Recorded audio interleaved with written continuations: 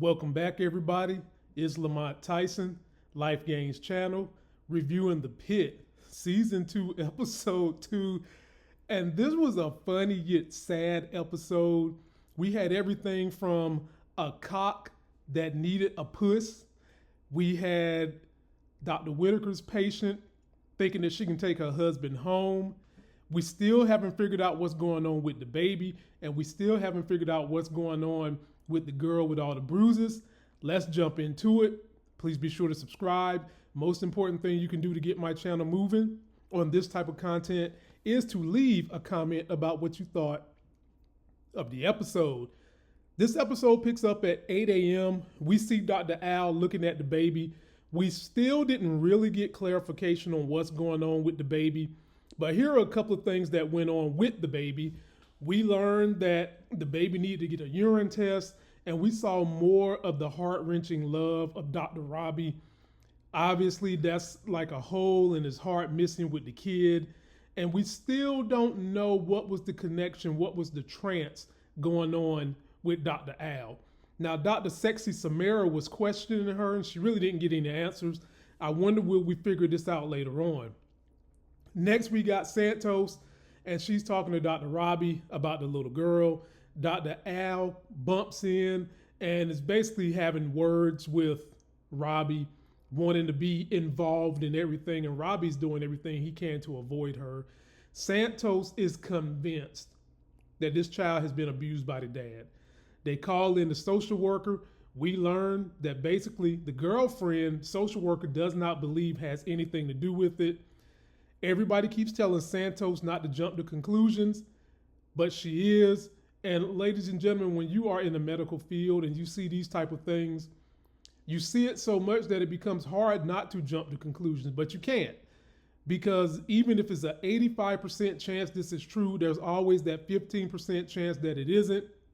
And for all we know, there could be somebody else in this girl's life that's doing these things to her, but we'll see. I think that the fact that they're making it seem like it was the dad is going to make it not be the dad. Oops, sorry about that. My little son is in here and he's bumping around tables and stuff. You gotta love the kids. First patient we get came in with a bone sticking out of his underarm meat, ladies and gentlemen. That bone was out so far you couldn't even see the hair under his arms.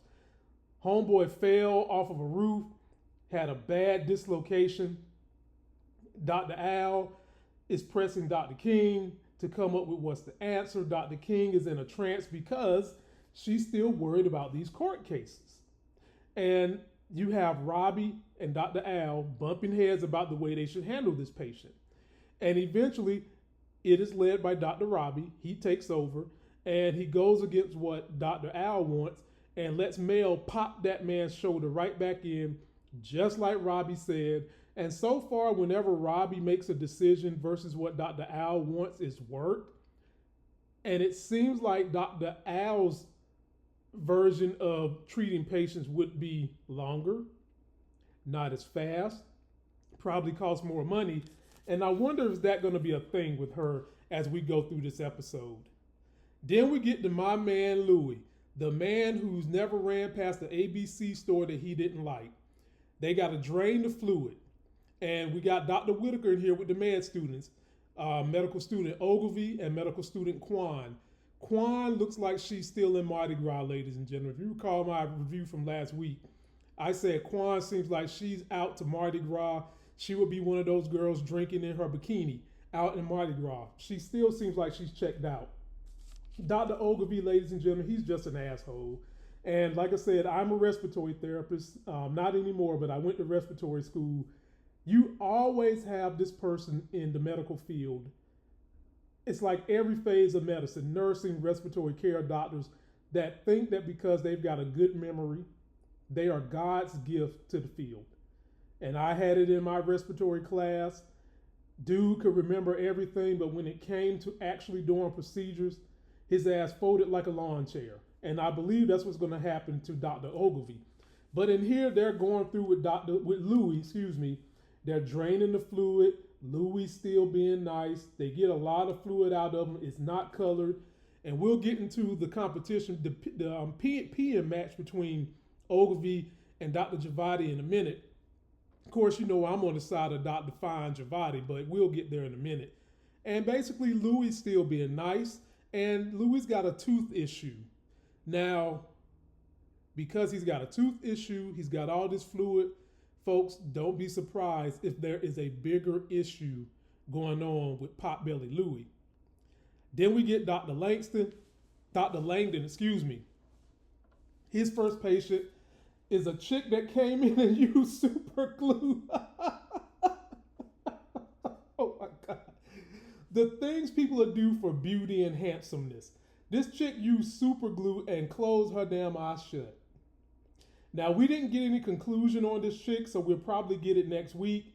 But I'd be interested to see how this plays out. You got to make it dramatic. So I hope that they don't just put some kind of emollient on her eye and it opens up. I hope that her eyelid gets ripped off or something to teach her a lesson. Why would you use crazy glue to put lashes on? Why about Elmer's glue? What about anything? How about tape? Don't put fucking Gorilla Glue on your eyelashes, folks. Beauty is not that important. Moving right along. Then we go to Javady's patient, the nun. Come to find out, the nun's conjunctivitis is really gonorrhea. And I know where all y'all little nasty minds was going. Y'all thinking that the nun been doing monkey double black flips, letting somebody poke her in the eyeball. Maybe that patient that came in with the erection poked her in the eyeball. I know what y'all was thinking.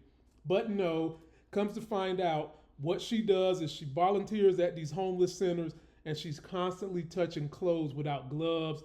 And Dr. Sexy Samara, the kind, loving soul that she is, offers to give this nun some gloves and give her treatment so she can get out of there. What a doctor, that Dr. Samara. She could be my doctor any day. Matter of fact, I think my penis is erect and needs some help going down, but we'll get there in a minute. Then Mr. Digby comes in needing his cast removed. So they call Dr. Sexy Samara to remove the cast. And when the cast is removed, ladies and gentlemen, what do we find in there? And I already knew where they was going. We find maggots. Quick respiratory story. There was a lady on a ventilator, and back when I was in it, they would tape the ventilator with this kind of tape that we would use, and you wrap it around the neck and all that. And this lady had on bandages and tape. Had been in there on the vent a long time. They send me in there to do vent check. And the nurse comes in with me and is like, you smell something? I was like, yeah, my nose is sensitive. So we get to looking at the tape. We get to wondering why all these flies is in the room. Start pulling back that tape. There's fresh maggots eating up the dead skin. So I'm glad they put this in there because this is really and truly something that happens often. And most of the time people don't talk about it. It's just that this guy came in with it. It oftentimes happens while people are there. They have a conversation with Dr. Mayo. She's talking to Robbie about what's going on with her and this lawsuit she's dealing with. Robbie tells her it's not a big deal. He's been sued 4 times. Dr. Al had to let them know, I ain't never been sued. Which, on the surface, ladies and gentlemen, that sounds good. But that could be good because there's been pressurous situations where she didn't try her absolute best to give care to save someone's life. Robbie's in the ER. She comes from the VA clinic. And when you weigh what the 2 hospitals deal with, if you're in the ER, you're under greater threat of being sued because you are dealing firsthand with trauma. You're not always dealing with trauma when you come to the VA clinic. And so I can easily understand that's why he's been sued more than her. And I wonder what her life is going to be like if she's really about to run this ER. Dr. Mayo is talking to the dude that I thought wanted to get in her panty drawers, and folks come to find out it was all a ruse. He was hiding because he done went and robbed a liquor store. I'm just glad it wasn't the black person they had portrayed as a liquor store robber. Police come in to get him, and all of a sudden, all that love he had for Dr. Mayo, wanting to know what she does for fun, just skeets on up out of him. He knocks her to the ground. I thought her head was going to be bleeding. And I'm glad it wasn't bleeding, but the police come back and add more to Dr. Mayo's load. If they catch this buffoon, they want her to testify in court. Now, right now, court has got to be a trigger word for Dr. Mayo. And by the way, she was looking really good too with her little cute nerd self. Shouts out to Bryan Cranston for creating such a beautiful daughter. And she is stressed, ladies and gentlemen, like court, legal proceedings. She didn't go to school to be a lawyer. She went to school for medicine, and that's what she wants to deal with. But they keep pressing her, folks. And I wonder how this thing is going to turn out for her. I don't think it's going to turn out bad. But you guys let me know. Leave some comments. Langdon and Dr. Al meet for the first time.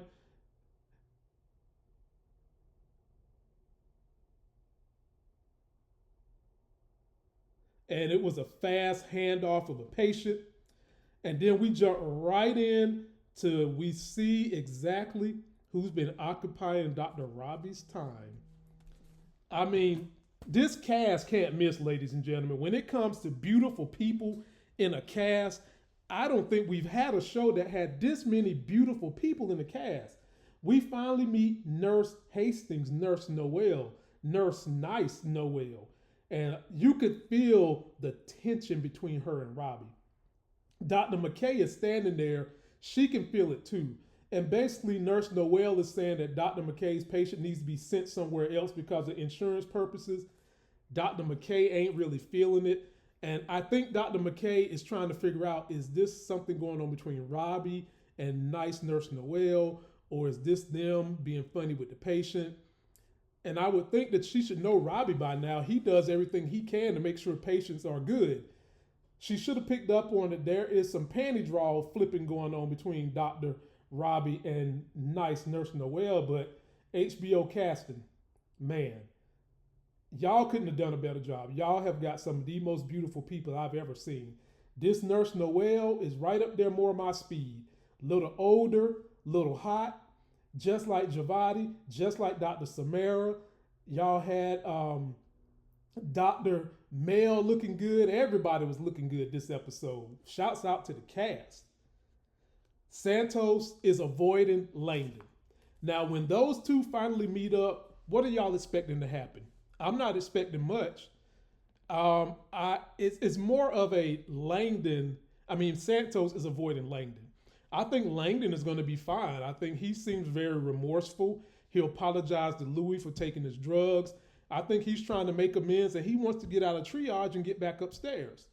Speaking of triage, we get the Great American folks come in. I thought they was a couple, but I think they're related. I think they're brother and sister. And homeboy is in there. His arm is burnt up. Dude's arm looked like it had freckles. It was burnt so bad because she poured hot fish grease down the sink and his ass went and stuck his hand in the sink without looking. That's one of those old things, ladies and gentlemen, where it's like when you're married, men, we pull the seat up. Sometimes women get mad, and for whatever the reason, they'll cuss us out if we don't put the seat down because they'll go sit in the toilet and plop in the water and get mad at us for not putting the seat down. Well, this is the reverse of that. As we would tell women, you need to look before you sit down.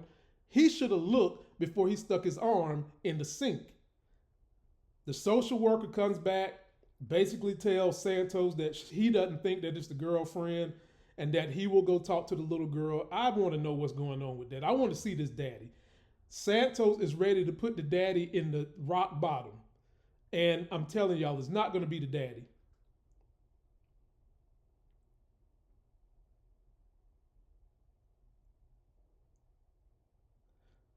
We have a situation where we've got Ogilvy versus Javady.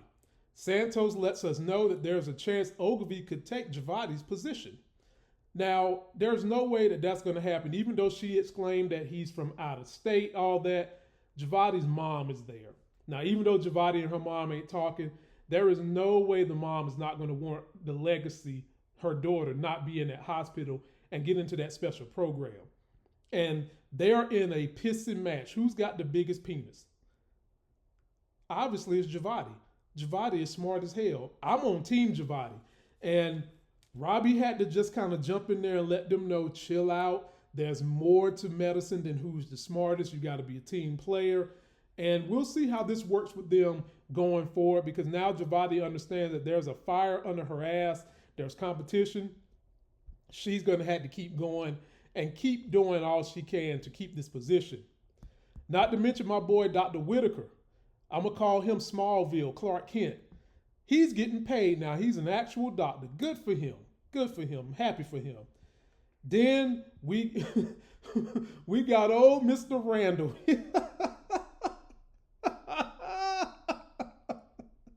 It's his 20th anniversary, and folks, that is a big anniversary, right? My man done took 2 of the little blue pills. You're only supposed to take 1. And he has been erect for 18 hours, ladies and gentlemen. What kind of dangerous things was he about to do to his wife?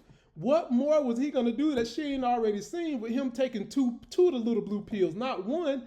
He was going to put the rock bottom on that ass. He was going to do more than pulling down panty drawers and doing monkey double black flips. But they had to treat him by aspirating blood out of the penis. It even got to the point where Dr. Mayo had to massage the penis to get the platelets to break up.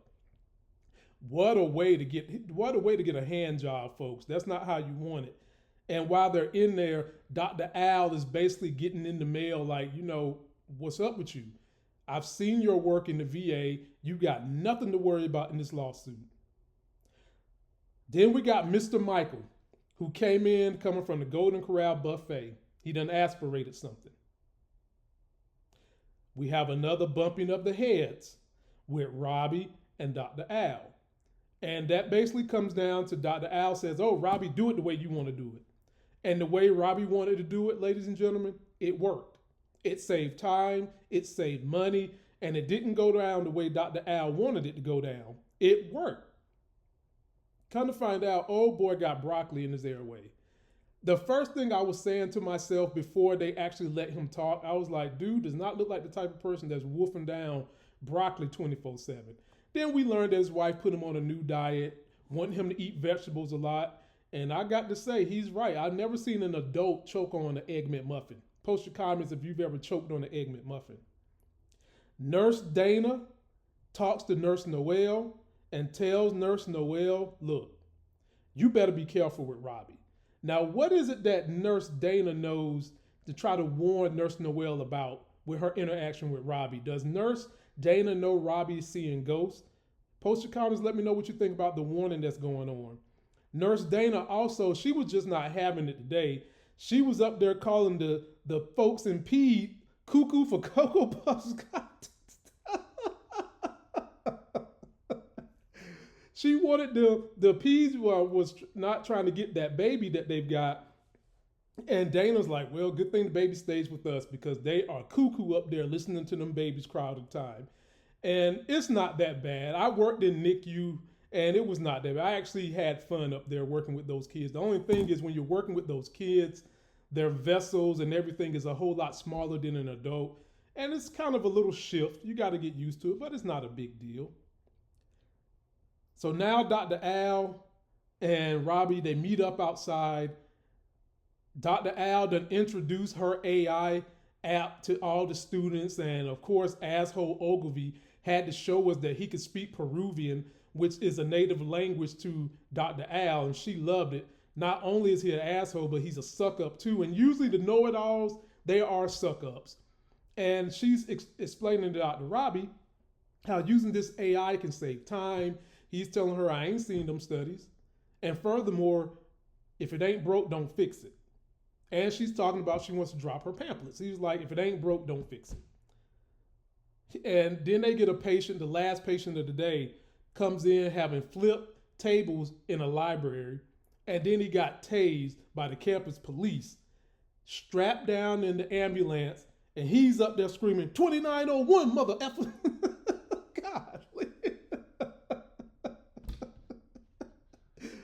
This show is not a comedy, folks, but it has funny moments. And I would be remiss if I got out of here without talking about Whitaker and the ongoing issue he's got with the patient, the old lady who's lost her husband. And he's had to tell this woman 3 times that he's dead. He made the critical mistake of taking her down there to see his dead body. And now she wants to go home and stop by the grocery store. How is Whitaker going to get out of this? Another great episode, ladies and gentlemen. It just keeps getting better and better. This is the type of show that once you see the first episode, you get sucked in and you can't stop watching. That's how they got me last year, and they won awards for it. So post your comments. Let me know which one of these patients was the funniest one or the weirdest one for you. And what do you think is really going on with Dr. Al? What's her deal? We still don't have a lot of background on her, but let me know what you guys think. Great episode. Can't wait for next week. That's going to do it for this video. Don't forget to like the video, comment, subscribe, get yourself that life gain. Come back and join me for all the other shows I'm reviewing. I will be reviewing HBO's other show, the spinoff from Game of Thrones, Duncan. What is it called? Knight of the Seven Kingdoms. That's about to drop this Sunday. And what else I got? I got Power. Finale is Friday. And then I'm be getting ready for Cross in February. And I'm going to see the movie and give you guys a review for Mercy with Chris Pratt, where AI is the judge, jury, and executioner. Till that next Sexy as Hell video, I am out.